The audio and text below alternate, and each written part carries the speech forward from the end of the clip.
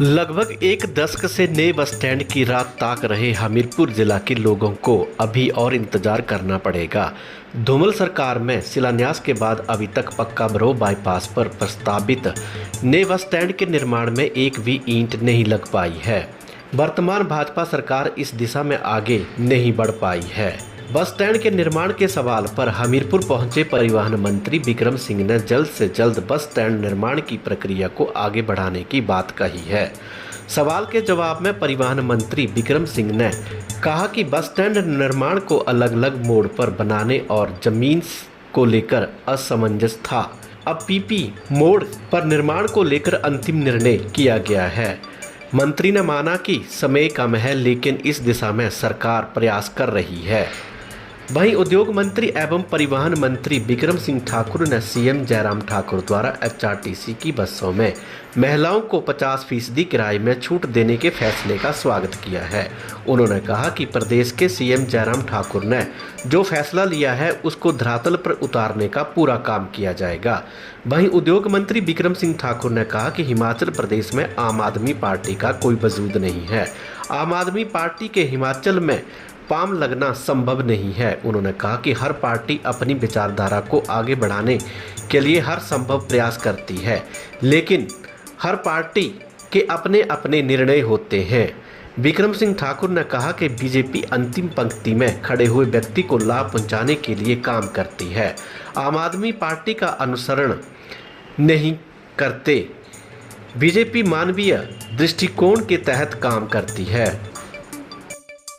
जो हमीरपुर का bus stand है उसके विषय में समय समय के ऊपर कन्फ्यूजन्स रहे हैं। कभी हम उसकी लैंड को चेंज कर रहे हैं, कहीं पर हम उसको अलग अलग मोड पे बनाने की बात कर रहे हैं। और निश्चित तौर से ये बिल्कुल आप ठीक बोल रहे हैं, उसमें देरी हुई है। लेकिन आपके ध्यान में रहे कि जब से मैं ट्रांसपोर्ट मिनिस्टर बना हूँ और जब भी हम उसको रिव्यू करते हैं तो उसमें कुछ नई चीज़ों को हमने जोड़ा है।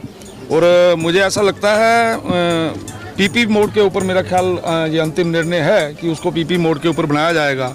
और हमने ये भी बोला है कि चाहे आपने नई जगह पे लैंड ली है, लेकिन जो आपका इस समय एग्जिस्ट कर रहा है बस स्टैंड, उसको किस तरीके से आप नए दौर में यूटिलाइजेशन कर सकते हैं। तो मुझे ऐसा लगता है आपकी बात तो बिल्कुल ठीक है, समय हमारे पास कम है, लेकिन फिर भी ये मेरी कोशिश है जो पहला जो स्टेप उसका होगा वो मुझे लगता है इन 6 महीनों के अंदर अंदर हम करेंगे। जो भी उसकी फॉर्मेलिटीज़ हैं उन फॉर्मेलिटीज़ को पूरा करेंगे। अगर ऐसा डिसीजन हुआ है तो उसको इम्प्लीमेंट करेंगे और ये बहुत ही अच्छा डिसीजन है। और इसके लिए मैं हिमाचल प्रदेश की सभी महिलाओं को बधाई देता हूँ और माननीय मुख्यमंत्री जी का धन्यवाद करता हूँ। आम आदमी पार्टी का हिमाचल प्रदेश के अंदर किसी प्रकार का वजूद ही नहीं है। आप उस पार्टी की बात कर रहे हैं जिस पार्टी का प्रदेशाध्यक्ष हमारी पार्टी में चला गया, जिस पार्टी के प्रमुख लोग पार्टी के भारतीय जनता पार्टी में विलय हो गए, उनके बारे में आप बात कर रहे हैं। जब वो एग्जिस्टेंस में आएंगे, जब वो यहाँ पे कोई काम करेंगे, जब उनकी नीतियों और कार्यक्रमों के ऊपर लोग कुछ देखेंगे, तब मैं बात करूँगा। आज की तारीख में इस पहाड़ी राज्य के अंदर आम आदमी पार्टी के पैर लगने संभव नहीं है।